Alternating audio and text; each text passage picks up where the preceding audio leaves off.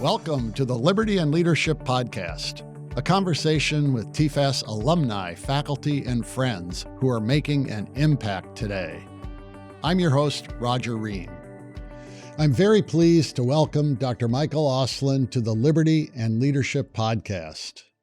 Michael is the Payson J. Treat Distinguished Research Fellow at Stanford University's Hoover Institution. Michael is an historian and a writer. He is the author of several books, including the most recent title, National Treasure: How the Declaration of Independence Made America. Michael publishes the Potomac Packet, a Substack newsletter that focuses on America's and Washington, D.C.'s histories. Michael is currently a fellow of the Royal Historical Society, a senior fellow at the Foreign Policy Research Institute, a fellow at the Society of Cincinnati, and also serves on the board of the American Ditchley Foundation. Michael, welcome to the show. Thank you for having me, Roger. We're in America 250 this year, and so it's easy to just try to capitalize on that by writing a book called The Declaration of Independence. So what motivated you? The money and the opportunity to write it, Yes.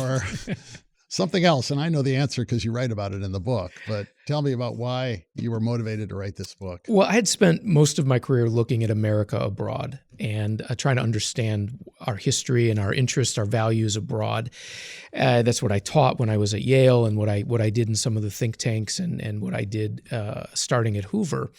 But at a certain point, I think the questions that I was asking, I wanted more to find out the answers looking back inward at home. That I felt at least somewhat I had a handle on why we did certain things abroad, but maybe less on the motivations that we were having coming from our own historical experience. And I thought one of the ways to do that was actually look at Washington, D.C. as a capital and how decisions are made and how policy is formulated, but the people and the networks and the ideas. And to do that, you have to learn a little bit about the history of the city. So I was down at the National Archives and stumbled across the Declaration, which I hadn't seen for years, really. Talked to some people, heard some stories, realized I didn't really know anything about our own founding document. And it occurred to me as well that when I had been looking abroad, other countries don't have founding documents, but we have this unique moment that we can chart, in essence, when we began as a nation. So I went to look for a book on the Declaration, and there wasn't one. And so that really is what started me off, was to say, what has been America's story through the history of the Declaration? Well, I found it a fascinating book. I feel like I got a pretty good civic education growing up. And I've always had an interest in the founding fathers, and I've been reading more and more as we approach America 250, attending conferences on America 250. But I learned a lot from your book. So congratulations on writing a great book. Thank you. Your book tells about the number of lives that our Declaration has had, and you walk through that throughout our history. And you also focus both on the document itself, the physical document, and what has transpired with that over our history, as well as those ideas. So maybe I'll just ask first, what do you hope readers will take from your book? So there's a couple of things. The first one is that no one, and again, this was just my own desire to read, no one had written a complete history of the Declaration. Most of the books, and wonderful books, focus on 1776. Some will focus on the Civil War. Most of them focus on the thoughts and ideas, which obviously is critical to who we are as Americans. But no one had written a complete history of the way that the ideas have evolved, the way that the actual physical parchment has survived, the way that it has become a part of our popular culture, and tracing it through all these different eras in American history. So on the one hand, I really wanted just sort of the soup to nuts version of the Declaration, and that didn't exist. So that's one level, is there's so many wonderful stories and so many incredible experiences that the document has had, that the ideas have had, that I wanted to bring those back into a contemporary discussion. That's one thing. The second thing, though, is that as I worked on the book, normally the way that people talk about the ideas within the document is that there's two claims. Sometimes they see them as competing, sometimes they see them as complementary. Those are the liberty claim and the equality claim. The liberty claim, consent of the governed, free and independent states, why we're breaking away from Britain. And then the equality claim, obviously, we hold these truths to be self-evident. All men are created equal. And certainly those are true. Jefferson himself, I think, saw them as complementary, as two sides of the same coin. But as I went through the history of the document and I read it more carefully and then read how it was interpreted and how it was expressed through different eras, I saw over both of those an umbrella that is a unity claim. And what I really want people to take away from this book and from the Declaration is that it is our great statement of unity. It's why the first line opens up, when in the course of human events it becomes necessary for one people to sever the bonds that have connected them to another. One people. Jefferson originally writes a people, and then it's changed to one people. It's why Jefferson writes, we hold these truths to be self-evident. Not the Congress or me or whoever it is, but we, Americans, hold these truths to be self-evident. Congress representing the American people, they're calling into being. And why the founders pledged to each other their lives, their fortunes, and their sacred honor. They don't pledge it to the new country. They don't pledge it to their states. They pledge it to each other. What the Declaration really is a covenant. It's a covenant among Americans that these very fractious, disparate colonies with different traditions and sometimes religions and cultures yet form one people. So it's a covenant among them. And it's a covenant between Americans and God. And they're very explicit about this. And all of that, as covenants are, is meant to unify. And when you look at every group in American history that appealed to it, with the one exception, of course, of the Confederacy and the Civil War, but every group, whether it's women's rights activists, whether it's abolitionists, whether it's temperance movement, whether it's immigrants, even quite frankly, socialists early in the 19th century and the like, they are looking at it as a unifying document, meaning they're not claiming separatism. They're not claiming special treatment or enclaves. They are claiming to be part of this great people, that they want fully to be Americans, and they are appealing back to the document and often mimicking it in their own writings, that this is their right as well. And so that's really what I want people to take away from it. The purpose of the Declaration was to justify our separation from England. And sometimes it's dismissed as it was solely written as a justification for independence, nothing more than that. What do you think of the argument that it's really just intended to be a justification for independence, nothing more than that? I think that was part of it. And it works, again, at least two levels. The first level is to justify why we were separating, not because we were doing something new, but because we were preserving our inherited age-old freedoms as British, English, North Americans. This had been going on for 170 years almost by the time of the Declaration. So on the one hand, it's not to claim our rights. It is to say we have these rights. And in order to protect them, we have to separate. And in essence, we have to change everything to preserve everything. So yes, it's that justification. But it also works at another level, and that's an interior level, where it is designed and meant to unify Americans. Much later in life, John Adams says that at the time of the Declaration, 1/3 of Americans were in favor of independence, 1/3 were opposed, and in good American fashion, 1/3 didn't have an opinion. Whatever happened was fine with them. And so you needed this Declaration to inspire the patriots, to hopefully sway the undecided, and maybe even to peel off some of those loyalists. But you had to make people, in essence, choose sides. We're losing the war. We need aid. And that's another purpose of the Declaration, very explicitly, is we have to be able to justify why we're asking for aid from countries like France and Spain. You can't do it if all you want is to be part of Britain again. That's easy. Just lose the war and you'll be part of Britain again. You don't have to worry. But if you are going to make these claims of you standing alone in the world, you have to make it very explicit. So there is absolutely an external element to this Declaration that was very much part of this. But the second part is to unify and link Americans. And by the way, those charges that we don't read today, but which are very interesting, some of which are overwrought, some of which are, they're not always exactly accurate, but they were meant to say to Americans, this is what we all are suffering, whether one thing happened up in New Hampshire and another thing happened down in Georgia.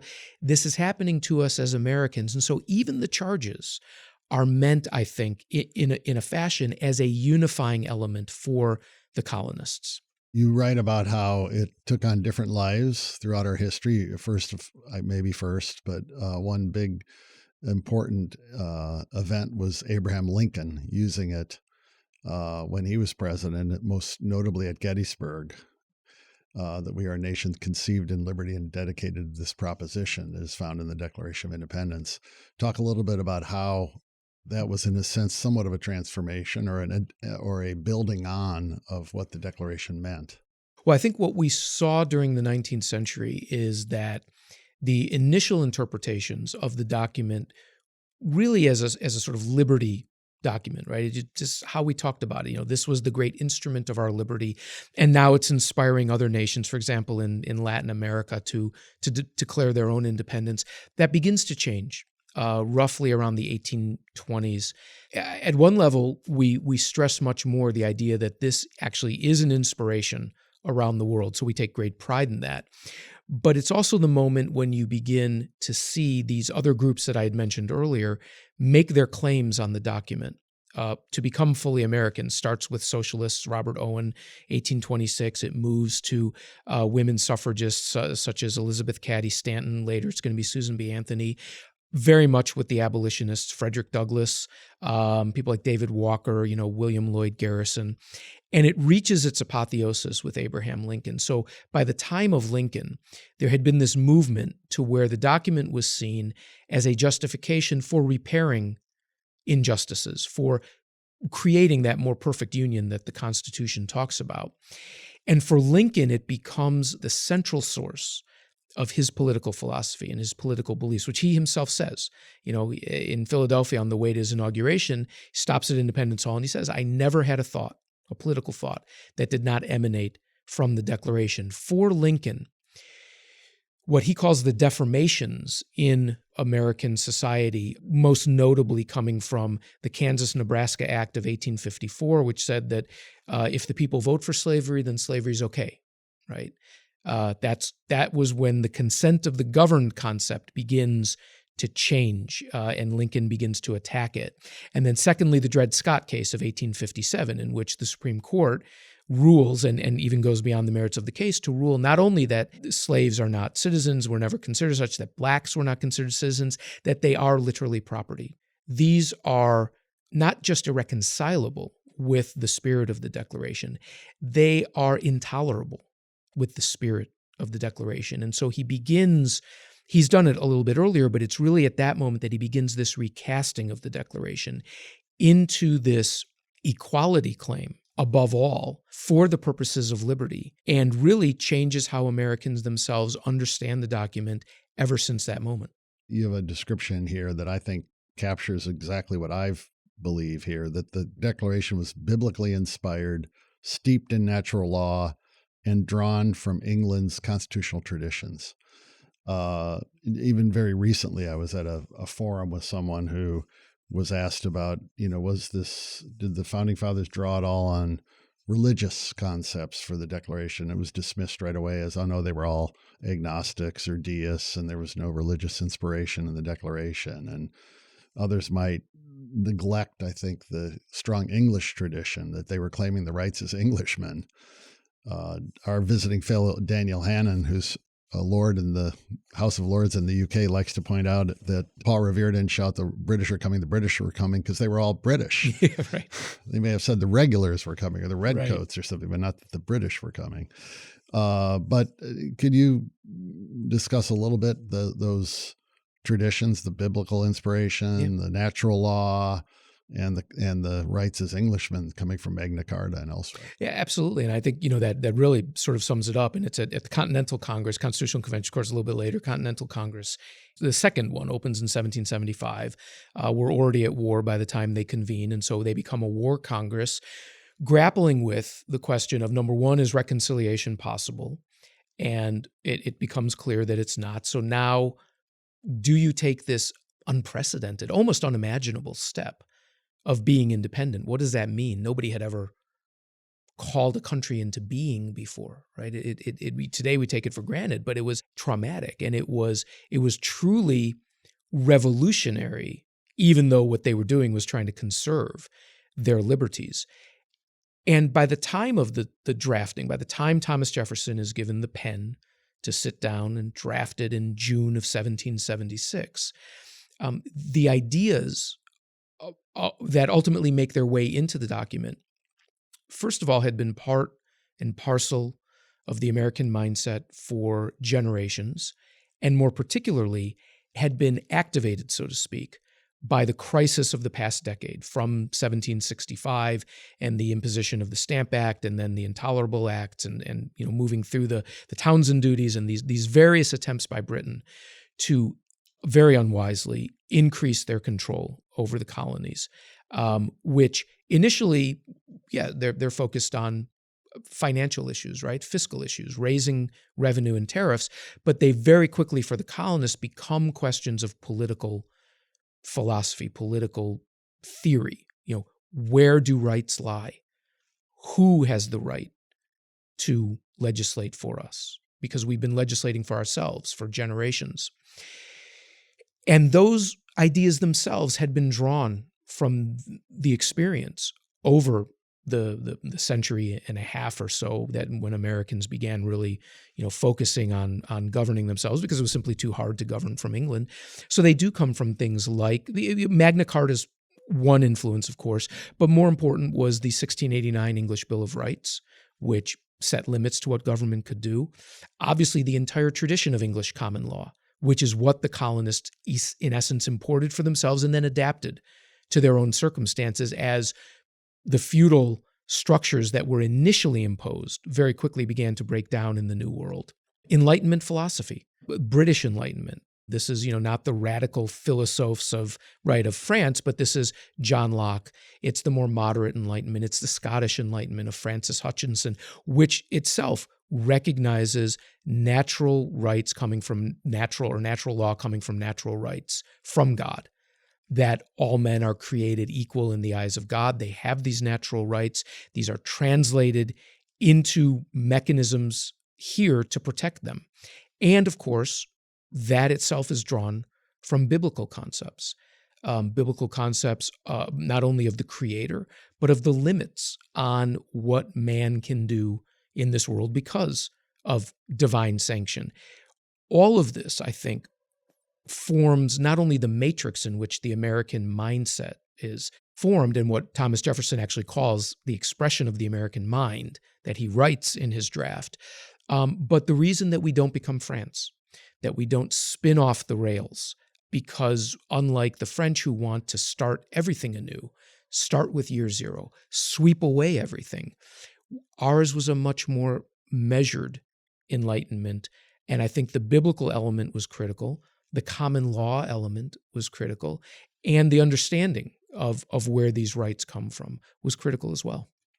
In your book, you talk about, and you've touched on this a little bit in our discussion, but you've talked about how it was used by Frederick Douglass. You talk about Martin Luther King and the March on Washington in 1963, referencing it. Yeah. Talk a little bit about how the Declaration has become this very important set of ideas for these types of movements. Well, one of the things that surprised me, actually, obviously, I'd known about the civil rights movement. We all do. What I didn't know was how central the Declaration was to the arguments being made, just to take this case, in the civil rights movement. Or to go back, if we want to go back to the abolitionist movement, again, how central the Declaration was in the claims. I always figured it was probably constitutional, and they'd be talking about the rights under the Constitution and legal concepts and the like, which they did. But the spirit behind it all was the Declaration. So when David Walker, who was a famous black abolitionist, is castigating Americans for not living up to the Declaration, doesn't talk about not living up to the Constitution. Yeah. He says, your Declaration says all men are created equal, yet you and your fathers have not treated us as equal. And then a century later, Martin Luther King, verbatim repeats the claim as did Black newspapers throughout the country, as did pastors throughout the country, and politicians. One who did repeatedly actually was Lyndon Johnson, who referred repeatedly to the Declaration in his arguments for why the Civil Rights Act was needed and why expansion of the Civil Rights Act was needed. And that actually did become ultimately controversial in the sense of, was it going beyond the intent of what Congress meant to make sure that there was an equal playing field for all, versus ensuring an equal outcome, which can change the way that some people are treated. And so, all of this was a continuing interpretation and negotiation, but it always was going back to the Declaration. And that's really what I found fascinating, that you could have a newspaper in Memphis, Tennessee, a Black newspaper, when Blacks were prevented from going to an auto show in the early 60s, cite the Declaration and say, read your Declaration, and that's why this is wrong in segregation and Jim Crow. And I find it a fascinating proof of the enduring power of the document, that even as these were legal questions or constitutional questions, legislative questions that had to be resolved, the one thing they kept going back to was the founding document. I visited the archives just a week ago, had some friends in town and took them there and talked to the guard next to the Declaration about the vault and how they protect it. And then I read your book, and I was surprised that on 9/11, it wasn't in the archives, nor I guess was the Constitution. No. And so they weren't in the vault if a plane had hit the archives or something. But tell a little bit of that story about what's happened with the document. Sure. When you look at it today, it looks stationary and motionless. It looks like it's been in that case forever, and it's never going to go anywhere. Well, first of all, every night it still goes into a vault. And it's been going into a vault for 70 years, over 70 years, since it was moved to the National Archives in 1952. And that, of course, was to protect it against atomic attack and atomic warfare. So there's the famous vault that's no longer there, the original vault, the Mosler Vault, which was right underneath the rotunda. It went down every night, the Declaration and the Constitution as one unit, and the steel doors enclosed it, even as we're using it as this icon in the fight against communism and totalitarianism. We're hiding it every night to protect it, in essence. The one time, by the way, that I thought it probably was lowered into the vault in a crisis was the Cuban Missile Crisis. But I couldn't find any evidence of that. And I asked at the archives, and nobody could come up with anything. But I'm still willing to bet that in those 7 days in May, October, right? 13 days in October. I'm confusing the movie with the reality. In those 13 days in October, it probably at some points may have been lowered into the vault just in case things, really went badly, which means we wouldn't even be here talking. But the document has always been protected as best as people knew how at the time, which sometimes meant actually, unfortunately, harming it because we just didn't know better. When it was hung up vertically for a very long time, we thought that was the right way to protect it and keep it from being touched so much and rolled and unrolled. And then we found that sunlight and humidity weren't good for it. So then we hid it in the dark. And then it was put in the Library of Congress in a shrine, but that also wasn't great. And then even that vertical hanging in the archives for half a century took its toll on it. So in 2001, the cases from the 1950s were breaking down. So they used that as an opportunity, not only to make the new cases that have been there now for a quarter of a century, but to completely redo the rotunda. And if you're old enough, as I know you remember and I remember from kids, it used to be up on the back wall of the rotunda in this shrine and the altar within the shrine with the doors open, and it was above the Constitution and an eagle's over it. It was so powerful. It was like the Ten Commandments, and it drew your eyes to it. But it was a little hard to see because it was up on the wall and it's very faded. And physically, it wasn't good for the document. So it's been changed now. You go today and it sits in a case on the floor. You can get right up close to it, but it's lost the power that it used to have. But we also have gained this intimacy to it that we never had before. And so it's a bit of a trade-off. But the fascinating thing to me is that even as recently as just 25 years ago, we were still trying to figure out the best way to display it, the best way to preserve it, to ensure that future generations of Americans, 250 more years, people could see it and have that almost time machine-like connection to the moment of our birth. It's a wonderful story, I think, of really a sort of human life to this document, that every step of the way we were doing the best that we could, the best that we thought. And we've really only just sort of hit, recently on what we think is best. But you know what? In another 25, 30 years, they might figure out something totally different. Yeah, it is interesting that if you look at other countries, I think you may reference the fact that you've spent a number of years in Japan. And in Japan, probably the most precious thing in the country are the treasures of the royal family. Yeah, the imperial treasures, yeah. And in France, if there were a crisis, someone might grab the Mona Lisa. In England, it may be the crown jewels. In our country, it's ideas that are on a piece of paper. Yeah. That are the most important American document. And that's fascinating and why this book is so important. I attended a program of the Fund for American Studies when I was in college, coincidentally in 1976. So I was here for the bicentennial. It was a wonderful event, great to be in the nation's capital at that time. But when I recently moved to a new house, I found in an old trunk a copy of the Washington Post from that morning, July 4th, 1976. And it was fascinating to see how little, in some sense, has changed in our country. The subheading was Israel frees hostages. Oh, no kidding. It was the raid on Entebbe. And oh, yeah, that's right. And there was a story that despite the terrible polarization in our country, Americans are coming together to celebrate our 4th of July bicentennial.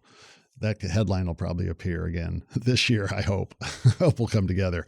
But do you sense there's a coming together, or at least we're doing a lot to make this day, July 4th, 2026, have importance and maybe help us jumpstart a revival of civic education in our country? I certainly hope so. I think in some ways it's, the best of times and the worst of times. I think for the vast majority of Americans, as it was in 1976, which, is just 2 years after Watergate, 1 year after the final withdrawal from Vietnam, less than a decade from the assassinations of Martin Luther King and Robert F. Kennedy, the riots. The country was deeply divided, had come through, at that point, probably the worst period since the Civil War. And yet, as you point out, tens of millions of Americans, I have a whole chapter on the bicentennial in the book, tens of millions of Americans do celebrate. Books come out. There's just endless pageantry. Queen Elizabeth II comes. There's the tall ships, and as you mentioned, fireworks and the like.